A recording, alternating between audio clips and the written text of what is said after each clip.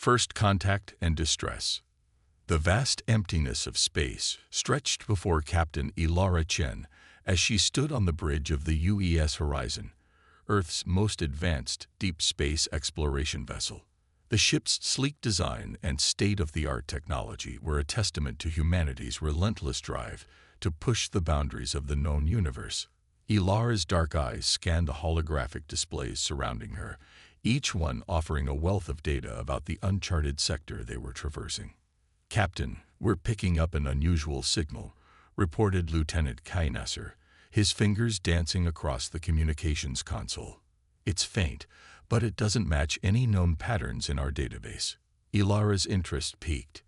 After months of uneventful exploration, this could be the breakthrough they'd been hoping for. "Can you isolate it, Kai?" "Working on it, Mom." Kai's brow furrowed in concentration as he manipulated the controls. "There. I think I've got it. It's a distress call, Captain. But not like anything we've ever encountered before." The bridge fell silent as a haunting, ethereal sound filled the air. It was neither mechanical nor organic, but something in between, a melody of desperation that transcended language barriers. Dr. Zara Okafor, the ship's xenobiologist, stepped forward, her eyes wide with excitement. "Captain, this could be it. Proof of intelligent alien life. We have to investigate." Ilara nodded, her mind already racing with possibilities and potential dangers. "Agreed. Helm, set a course for the signal's origin. All stations, prepare for first contact protocols." As the horizon altered its course, tension mounted on the bridge. Humanity had long wondered if they were alone in the universe, and now, on the fringes of explored space, they might finally have their answer. Hours passed as they approached the source of the signal. The anticipation was palpable, crew members exchanging nervous glances and hushed conversations. Finally, a planet came into view on their long-range scanners. "My God," whispered Dr. Okafor as the image sharpened. "It's dying." The planet before them was a sickly green, its atmosphere choked with swirling storms. Massive cracks spider-webbed across the surface, glowing an ominous red. It was a world in its death throes. "Life signs?" Ilara asked, her voice tight with concern. Lieutenant Nasser consulted his readings. "Affirmative, Captain. But they're weak and scattered. Whatever civilization existed here, it's on the brink of extinction." Ilara's jaw set with determination. "Prep a shuttle. We're going down there." "Captain," interrupted her first officer, Commander Jackson Way, "shouldn't we contact Earth Command first? This is well beyond our mission parameters." Ilara turned to face her crew, her expression resolute. "By the time we get approval, it might be too late. There's a sapient species down there crying out for help. I won't turn my back on them. Any objections?" The bridge remained silent, a mix of fear and determination on every face. "Good," Ilara nodded. "Dr. Okafor, you're with me. Lieutenant Nasser, you have the con. Keep the ship at high alert and monitor for any other vessels in the sector." As Ilara and Zara made their way to the shuttle bay, they were joined by Chief Engineer Dmitry Volkov, a burly man with a thick beard and a brilliant mind for alien tech. "Thought you might need some help if we encounter any unfamiliar systems down there," he said with a grin. The shuttle descended through the turbulent atmosphere, buffeted by violent winds and electrical discharges. As they broke through the cloud cover, a landscape of devastation sprawled beneath them. Once mighty cities lay in ruins, forests were reduced to ash, and the ground itself seemed to pulse with an angry, molten glow. There, Zara pointed to a cluster of structures that seemed less damaged than their surroundings. "I'm detecting life signs concentrated in that area." Ilara guided the shuttle to a landing near the alien compound. As the team donned their environmental suits and stepped out onto the planet's surface, the true scale of the devastation became apparent. The air was thick with ash and acrid fumes, and the ground trembled beneath their feet. They approached the alien structures cautiously. The architecture was unlike anything they had ever seen. organic yet geometrically precise, as if grown rather than built. A faint shimmer surrounded the compound, suggesting some kind of force field. "Hello," Ilara called out, her voice amplified by her suit's speakers. "We've come to help. Can anyone hear us?" For a moment, there was only silence. Then, a section of the nearest structure seemed to liquefy, forming an opening. From within emerged a being that defied easy description. It was vaguely humanoid, but its body seemed to shift and flow like liquid mercury. Multiple limbs sprouted and retracted as it moved, and its face was a swirling vortex of iridescent colors. The alien regarded them for a moment. Then a voice resonated in their minds, not sound, but pure thought and emotion. "You came." Others ignored. "Why?"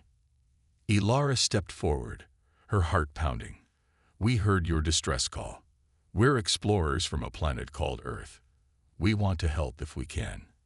The alien's form rippled, conveying a complex mix of surprise, hope, and deep sorrow.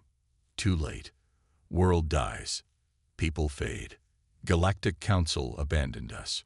"Galactic Council," Dmitri muttered. "There's an organized galactic community out there." Zara was already scanning the alien with her tricorder.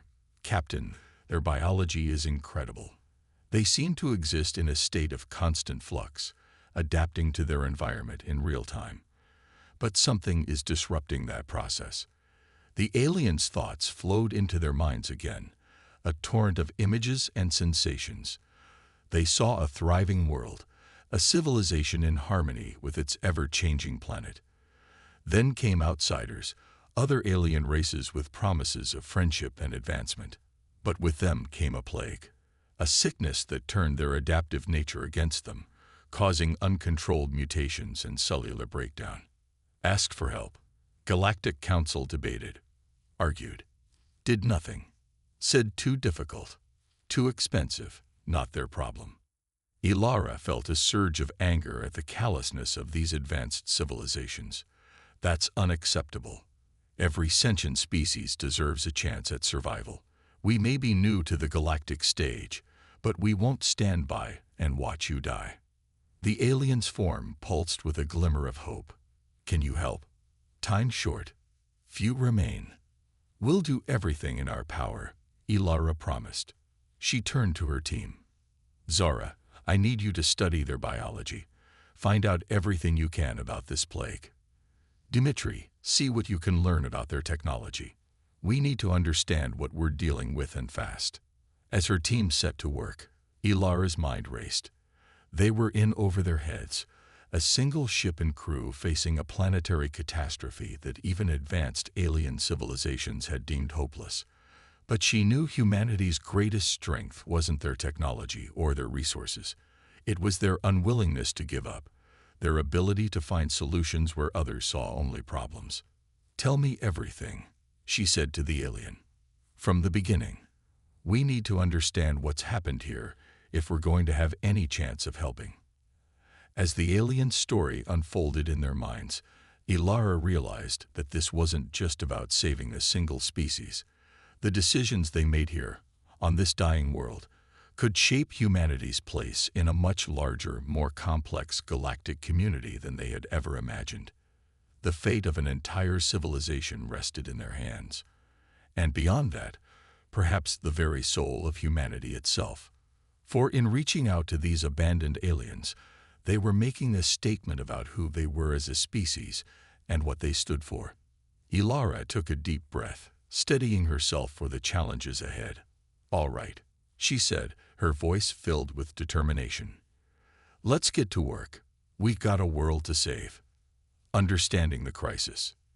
The alien compound hummed with activity as Captain Ilara Chen and her team worked tirelessly to unravel the mystery of the dying world.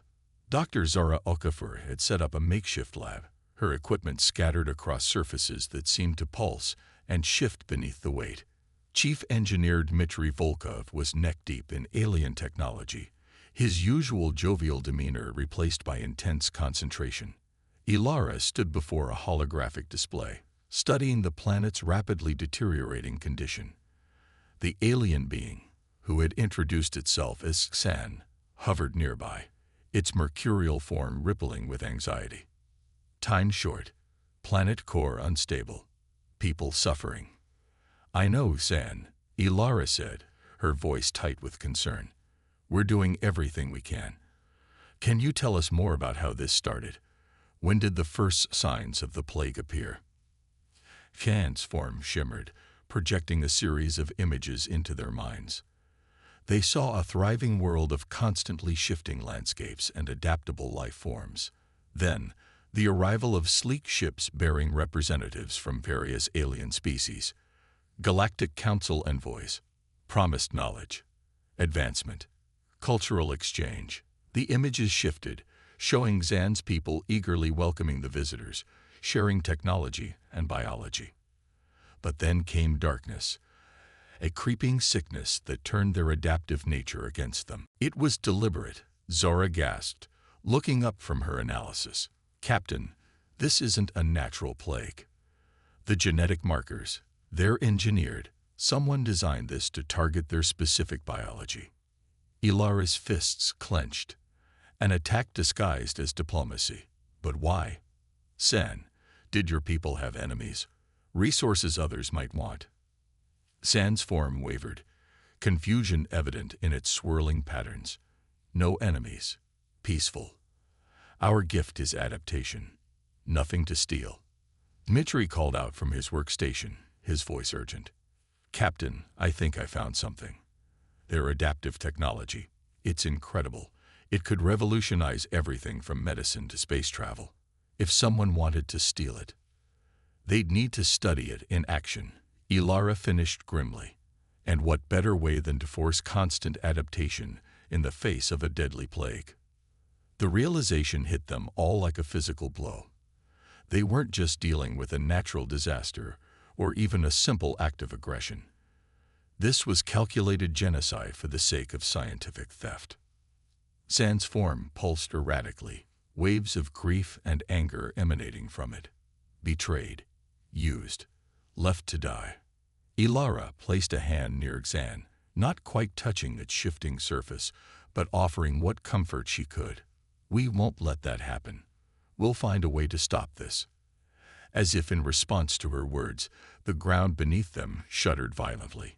Cracks spiderwebbed across the floor, glowing with ominous red light. The planet's core. Dmitri shouted over the rumbling. It's becoming more unstable. We might have weeks, maybe only days before total collapse. Ilara's mind raced. They were running out of time, and the scale of the problem seemed insurmountable. But giving up wasn't an option. Zara, focus on developing a treatment for the plague. If we can stabilize their biology, they might be able to adapt and survive even if we can't save the planet. Dmitri, see if you can use their technology to slow the core degradation. Buy us more time. And you, Captain? Zara asked, already turning back to her work. Ilara's eyes narrowed with determination. I'm going to contact the Galactic Council. They might have abandoned San's people, but they're about to learn that humanity isn't so easily ignored. Using the advanced communications array on the shuttle, amplified by Xan's own technology, Ilara broadcast a message on all frequencies used by the Galactic Council races. Her voice was steady, filled with the quiet strength that had earned her the captaincy of Earth's most advanced starship. This is Captain Ilara Chen of the United Earth Ship Horizon. We have encountered a civilization in crisis, victims of an engineered plague and planetary collapse. To the members of the Galactic Council who turned their backs on these people, your inaction is complicity in genocide. We demand immediate aid and an explanation for this atrocity. For long moments, there was only silence.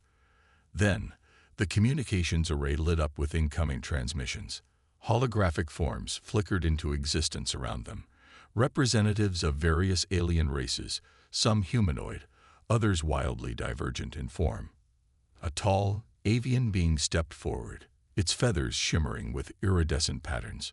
I am High Counselor Zikra of the Galactic Council. Human vessel, you are interfering in matters beyond your understanding. The fate of the flux, as we call the beings you've encountered, was regrettable but deemed necessary for the greater good of galactic stability. Ilara's eyes flashed with barely contained fury. Necessary? You condemned an entire species to death. There is no greater good that justifies such an act. Another counselor, a being composed of interlocking crystalline structures, chimed in. The Flux's adaptive abilities posed a potential threat. Unchecked, they could have upset the balance of power in the galaxy. The plague was designed to limit their advancement while we studied their capabilities. You underestimated the plague's effects, Mitri growled, unable to contain himself. It's not just killing them, it's tearing their planet apart. The avian counselor ruffled its feathers in what might have been the equivalent of a shrug. An unfortunate miscalculation. But the decision has been made. The quarantine will remain in effect. You would be wise to leave before you share their fate. Sen, who had been silent throughout the exchange, suddenly surged forward. Its form expanded, filling the room with a swirling vortex of color and emotion. Not threat. Peaceful. You fear what you don't understand. The council members recoiled, some cutting their transmissions entirely. Those that remained regarded San with a mixture of fear and fascination. Ilara stepped forward, placing herself between San and the holograms. Listen to me, all of you. What you've done here goes against everything that advanced civilizations should stand for. You speak of galactic stability, but true stability comes from compassion, from lifting up those in need, not crushing them out of fear. She took a deep breath, her voice resonating with conviction. Humanity may be new to the galactic stage, but we will not stand idly by while atrocities are committed. We will find a cure for this plague. We will save this planet and its people. And then we will make sure the entire galaxy knows what happened here. The crystalline being's facets flickered with what might have been concern. You would risk war with the entire council, if that's what it takes to do the right thing. Yes, Ilara's gaze swept across the assembled holograms, but it doesn't have to come to that. Help us. Prove that the Galactic Council can admit its mistakes and make amends. Together, we can turn this tragedy into a moment of redemption. There was a long, tense silence. The council members exchanged glances, a mix of emotions playing across their alien features. Finally, the avian being spoke again, its tone less certain than before. Your words give us much to consider, Captain Chen. We will convene an emergency session to discuss this matter. But know this, the consequences of your interference here will be far-reaching, regardless of the outcome. As the transmissions winked out one by one, Ilara turned to her team and San. The alien's form had contracted, pulses of light racing across its surface in complex patterns. Hope, after so long. Ilara managed a tired smile. It's a start, but we can't count on their help. We need to keep working on our own solutions. Zara, Dmitri, what's our status? Zara looked up from her lab station, her eyes bright with excitement despite the dark circles beneath them. Captain, I think I'm onto something. The plague works by disrupting their adaptive processes, right? But what if we could use that same mechanism to deliver a cure? Fight fire with fire. Dmitri nodded enthusiastically. And I might have found a way to stabilize the planet's core, at least temporarily, if we can repurpose their adaptive technology on a global scale. As her team explained their ideas, Ilara felt a glimmer of hope. They were still facing nearly impossible odds, but they had made progress. More importantly, they had taken a stand, not just for Zan's people, but for the very ideals that humanity held dear. All right, she said, her voice filled with renewed determination. Let's get to work. We've got a world to save and a galaxy to change. The dying planet continued to shudder beneath them, but for the first time since their arrival, the tremors felt less like a death knell and more like the first stirrings of a world fighting to be reborn. Galactic politics and human ingenuity. The UES horizon hung in orbit around the dying world, a beacon of hope in a sea of despair. On the bridge, Captain Elara Chen stood before a holo display showing a real-time map of approaching ships. Some bore the markings of Galactic Council members, while others were unmarked, likely belonging to independent factions drawn by the unfolding drama. Status report, Elara commanded, her voice steady despite the tension evident in her posture. Lieutenant Kai Nasser's fingers danced across his console. 15 vessels have entered the system, Captain. 5 are Council peacekeepers. The rest appear to be observation craft. No weapons hot, but they're maintaining a defensive posture. Commander Jackson Wei, Elara's first officer, leaned in close. They're here to watch, not help. We've stirred up a hornet's nest, Captain. Elara nodded grimly. So be it. We knew this wouldn't be easy. Kai, open a channel to Dr. Okafor's team on the surface. The main view screen flickered to life, showing Zora's tired but determined face. Behind her, Dmitri could be seen conferring with several of the mercurial flux aliens, their forms rippling with a mix of anxiety and hope. Doctor, what's your progress? Elara asked. Zora's eyes lit up with excitement. We've had a breakthrough, Captain. By reverse engineering the plague's adaptive properties, we've developed a counteragent that could stabilize the flux's biology. It's not a cure, exactly, but it should buy us time to develop a permanent solution. And the planet's core. Dmitri's bearded face appeared in the frame. We're making progress, but it's slow going. The flux's adaptive technology is incredible, but scaling it up to planetary levels is challenging. We might be able to slow the degradation, but stopping it entirely, that's another matter. Elara processed the information, her mind racing through possibilities. Keep at it. Every minute we buy could make the difference. She paused, considering her next words carefully. There's another complication. The Council has arrived, along with observers. We need to be prepared for anything. As if on cue, the ship's communications array lit up. Captain, Kai called out, we're receiving a transmission from the Galactic Council flagship.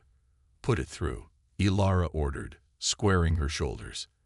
The avian High Counselor Zikra appeared on screen, flanked by representatives of other council races. Their expressions, as far as Elara could interpret alien features, seemed to be a mix of curiosity, concern, and in some cases, barely concealed hostility. Captain Chen, Zikra began, his tone formal. The Council has deliberated on your passionate plea. While we acknowledge the regrettable nature of the flux situation, we cannot condone your interference in established galactic policy. Elara's eyes narrowed. With all due respect, Counselor, a policy of genocide is not one we can accept. We've made progress in stabilizing both the flux and their planet. Given time. Time, interrupted the crystalline being from their previous encounter, is a luxury the galaxy cannot afford. The flux's adaptive abilities pose too great a risk if left unchecked. A risk you created by attacking them in the first place. Elara shot back. We've seen no evidence that the flux were a threat to anyone before your interference. The council members shifted uncomfortably. A new voice joined the conversation, a sinuous, reptilian being with multifaceted eyes. Perhaps there is room for compromise. Captain Chen, if you can demonstrate that the flux can be contained without resorting to extinction, the council might be willing to reconsider its position. Murmurs of dissent and consideration rippled through the assembled council members. Elara seized the opportunity. Give us one planetary rotation.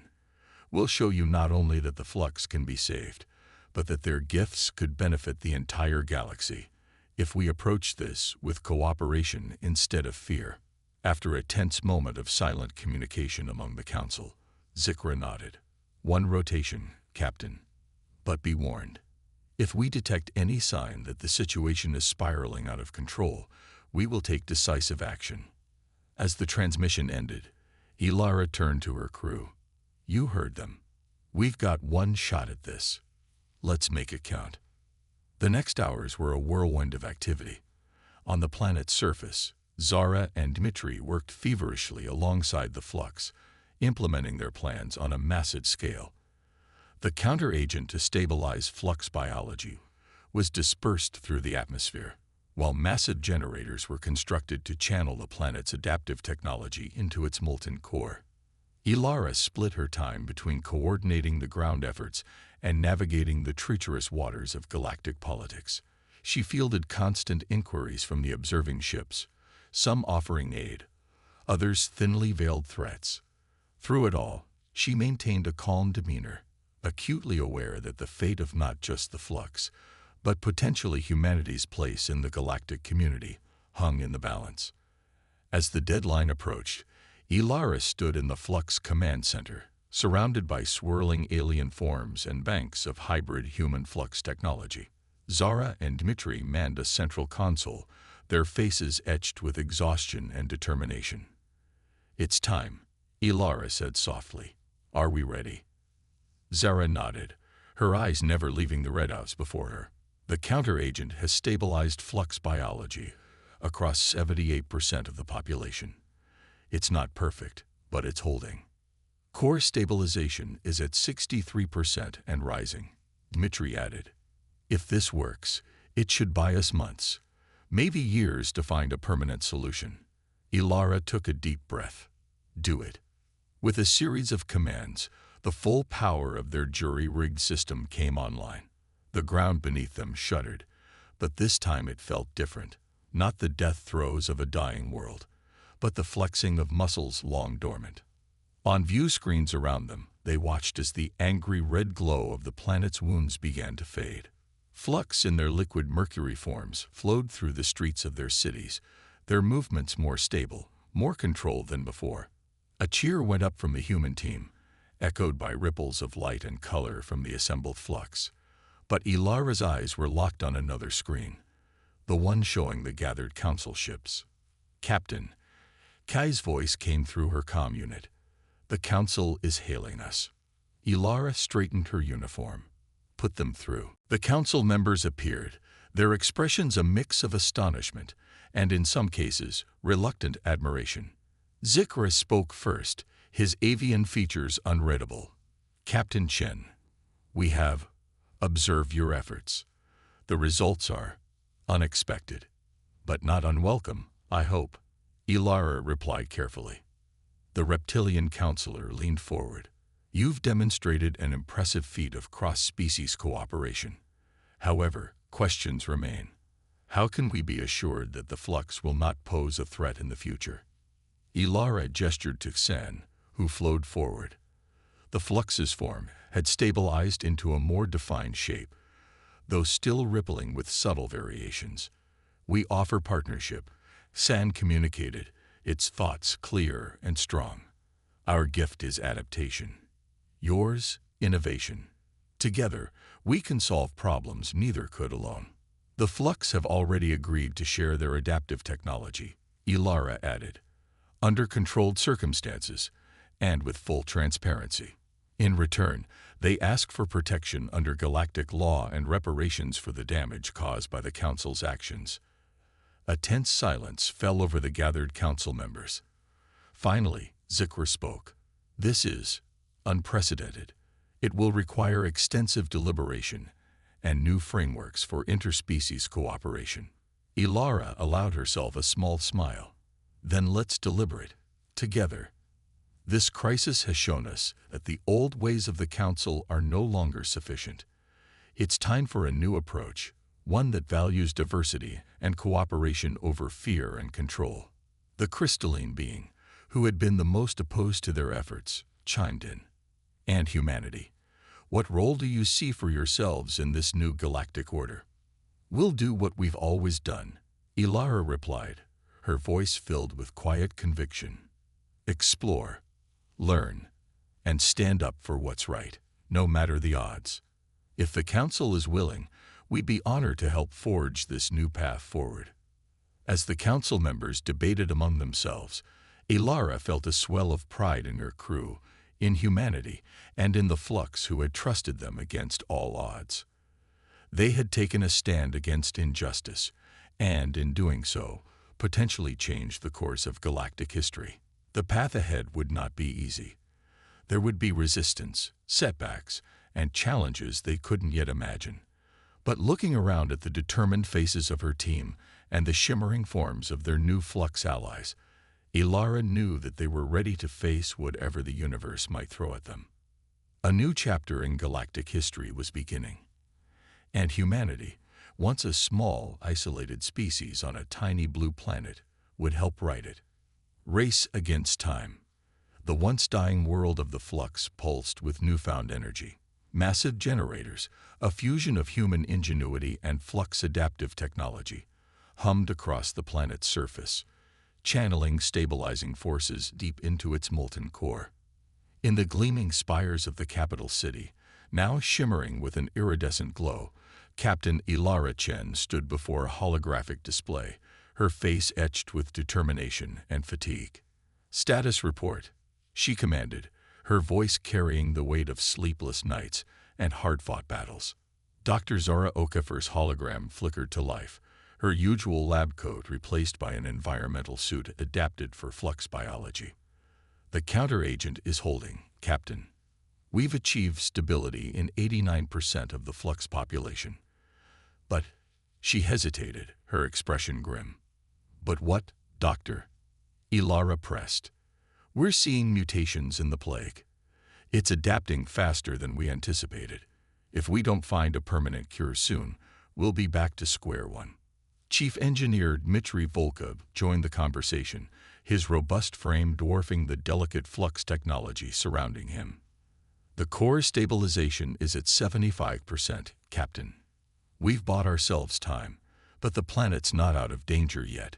We need to push the adaptation process further, but the energy requirements are substantial." Ilara absorbed the information, her mind racing through possibilities. The Galactic Council had grudgingly accepted their initial success, but she knew their patience was wearing thin. Every passing moment increased the risk of intervention, or worse. "All right," she said, her voice steady despite the pressure. "Zara, work with the Flux biologists. See if you can use their adaptive abilities to stay ahead of the plague's mutations. Dmitry, I need options for boosting our power output. We can't let this planet backslide."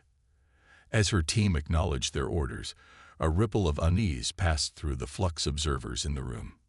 San, their primary liaison, flowed forward, its mercurial form pulsing with anxiety. "Danger," San communicated directly into their minds. "Not all agree with alliance. Some fear change. Others, influenced." Ilara's eyes narrowed. Influenced? By whom? Before San could respond, alarms blared throughout the complex. Lieutenant Kai Nasser's voice crackled over the comm system. "Captain, we've detected unauthorized launches from the southern continent. Multiple Flux ships are heading for the stabilization generators." "Damn it," Ilara hissed. She turned to Xan. "Your people?" Kan's form rippled with distress. "Dissidents. Believe old ways better. Think human help weakens us. Or they're being manipulated by someone who doesn't want us to succeed," Ilara muttered. She tapped her comm badge. "Kai, scramble our fighters. Protect those generators at all costs. And get me a secure line to the Council ship." As chaos erupted around them, Ilara found herself once again facing the holographic visages of the Galactic Council members. The avian High Counselor Zikra's feathers were ruffled with agitation. "Explain yourself, Captain Chen," Zikra demanded. "We're detecting weapons fire on the planet's surface. If you've lost control of the situation—" "We haven't lost anything," Ilara shot back. "We're dealing with a small group of dissidents, likely manipulated by outside forces. Forces that, I might add, seem suspiciously well-informed about our operations." The crystalline being's facets flickered with what might have been guilt. "Are you accusing the Council of sabotage, human?" "I'm saying that not everyone seems to want this alliance to succeed," Ilara replied carefully. "And I'm asking for your help in ensuring it does. You've seen what we can accomplish together. Don't let fear or old prejudices destroy this chance." As the council members argued among themselves, Ilara turned her attention back to the battle unfolding on the planet's surface. The UES Horizon's fighters clashed with the rogue Flux ships, their energy weapons illuminating the sky in a dazzling display of light and color. On the ground, Zara and Dmitri raced to fortify the generators, working alongside loyal Flux to create adaptive shields that could withstand the assault. It was a desperate gambit, pushing the limits of both human and Flux technology. Hours passed in a blur of tense communication, split-second decisions, and moments of heart-stopping near disaster. But slowly, inevitably, the tide began to turn. The superior training of the human pilots, combined with the unwavering support of the majority of the Flux population, began to overwhelm the attackers. As the last of the rogue ships were disabled or driven off, Ilara allowed herself a moment of relief, but she knew the real battle was just beginning. She turned back to the council transmission, which had remained open throughout the crisis. "Well," she asked, her voice hoarse from shouting orders, "what's it going to be? Are you with us or against us?" The council members exchanged long looks, a silent debate raging between them. Finally, the reptilian counselor who had shown the most openness to their efforts spoke. "Your actions here have challenged many of our long-held beliefs," the counselor said slowly. "Perhaps it is time for the council to adapt as the Flux do. We will provide support to stabilize the situation, and we will launch a full investigation into the origins of this attack." Ilara nodded, too exhausted to fully process the implications of this shift. "Thank you, counselor. We'll take all the help we can get." As the transmission ended, Ilara turned to find Sand beside her, its form rippling with a complex mix of emotions. "You fought for us," Sand communicated, "even against our own." "Why?" Ilara managed a tired smile. "Because it was the right thing to do. And because I believe that together, we can build something greater than either of us could alone." Zan's form pulsed with what might have been the Flux equivalent of a nod. "We will remember. Flux adapt. But from you, we learn to stand firm."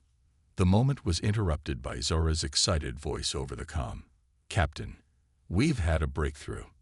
The Flux scientists, they've shown us how to use their adaptive abilities to create a self-evolving cure. It's not just a treatment. It could eliminate the plague entirely." A surge of hope ran through Ilara. "And the core stabilization."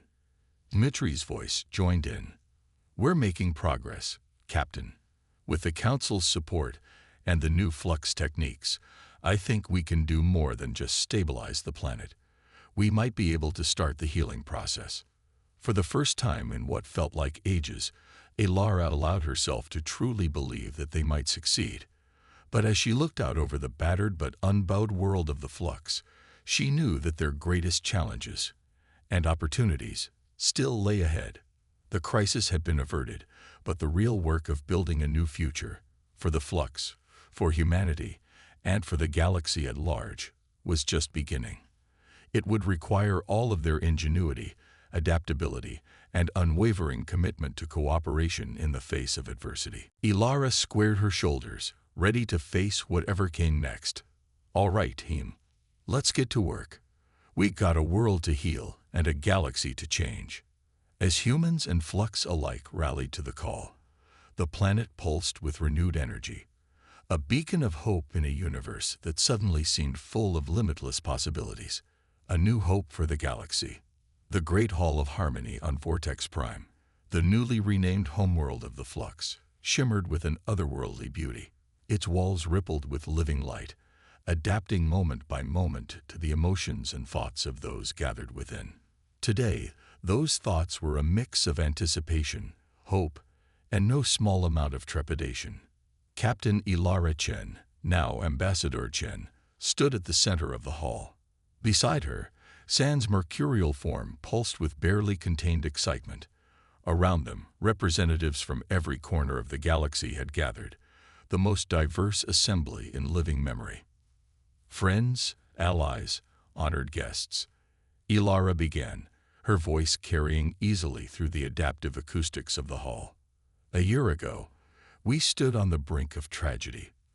The Flux faced extinction, their world torn apart by forces beyond their control. The galactic community stood divided, paralyzed by fear and mistrust. She paused, her gaze sweeping across the assembled beings, from the avian Zikra to the crystalline counselors, from chitinous insectoids to beings of pure energy. But in our darkest hour, we discovered something profound. We found strength in our differences, hope in our shared struggles, and a path forward through cooperation. Tan flowed forward, its form stabilizing into a rough approximation of a humanoid shape, a gesture of respect and unity. Together, San communicated, its thoughts resonating with all present. We have achieved the impossible. Our world heals. Our people thrive. And today, we extend our hands, tentacles, and various appendages in friendship to all. A ripple of amusement passed through the crowd, followed by a wave of approval. Ilara smiled, remembering the long nights spent helping San understand the nuances of galactic diplomacy and humor. What we've accomplished here is more than just the salvation of a single species, Ilara continued. It's a testament to what we can achieve when we set aside our fears and embrace the potential of true cooperation. She gestured to the side, where Dr. Zara Okafor and Chief Engineer Dmitry Volkov stood alongside a team of Flux scientists. Through the combined efforts of human ingenuity and Flux adaptability, we've not only cured the plague that threatened this world, but we've developed technologies that could revolutionize medicine, environmental restoration, and space exploration throughout the galaxy. Zara stepped forward, her eyes shining with excitement. The adaptive healing techniques we've developed have applications far beyond the Flux. Early trials suggest they could cure diseases long thought incurable, regenerate damaged ecosystems, even extend lifespans across multiple species. Mitri nodded enthusiastically. And the energy systems we've created to stabilize Vortex Prime. They could power starships capable of reaching the farthest corners of the galaxy, or restore planets long thought lost to industrial exploitation. A murmur of excitement rippled through the gathered representatives. The possibilities were staggering, the potential for positive change almost overwhelming. The reptilian counselor, who had been one of the first to support their efforts, slithered forward. "This is all most impressive, Ambassador Chen. But surely such power, such technology, poses its own risks. How can we be certain it won't be misused?" Ilara had been expecting this question. "You're right to be cautious, Counselor. Great power always comes with great responsibility. That's why we're not here to simply hand over these advancements. We're here to propose a new framework for galactic cooperation." She tapped a control on her wrist, and a holographic display sprang to life in the center of the hall. It showed a network of interconnected worlds, with Vortex Prime and Earth prominently featured. "We call it the Adaptive Accord," Ilara explained. "A new body, separate from but working alongside the Galactic Council, dedicated to the responsible development and distribution of adaptive technologies. Every member world will have an equal voice, regardless of their level of technological advancement. Knowledge will be shared freely, but with safeguards to prevent misuse." Stan's form rippled with approval. "We offer our world as a neutral ground for this new beginning, a place where all species can come together, learn from each other, and work towards a brighter future for all." The hall erupted in a cacophony of voices, appendages, and thought projections. Questions flew rapid fire. Who will govern this accord? How will disputes be resolved? What about species not yet ready for such advanced technology? Ilara held up her hands, calling for calm. "These are all valid concerns, and addressing them will be our first order of business. We don't have all the answers yet, and that's the point. This accord isn't about one species or faction dictating terms to the rest. It's about all of us working together, finding solutions that benefit everyone." She turned to the Galactic Council members. "We're not asking you to disband or cede your authority. We're asking you to evolve, to be part of something greater. The challenges we face as a galaxy are too big for any one species or system of governance to handle alone. It's time for a new approach. High Counselor Zikr stepped forward, his avian features unreadable. For a long moment, he studied Ilara, San, and the assembled representatives. Then, to everyone's surprise, he dipped his head in a deep bow. "Captain, forgive me, Ambassador Chen," he said, his voice carrying a note of humility that Ilara had never heard before. "When you first came to us, we saw you as interlopers, naive idealists at best, dangerous disruptors at worst. We were wrong." He straightened, his gaze sweeping the hall.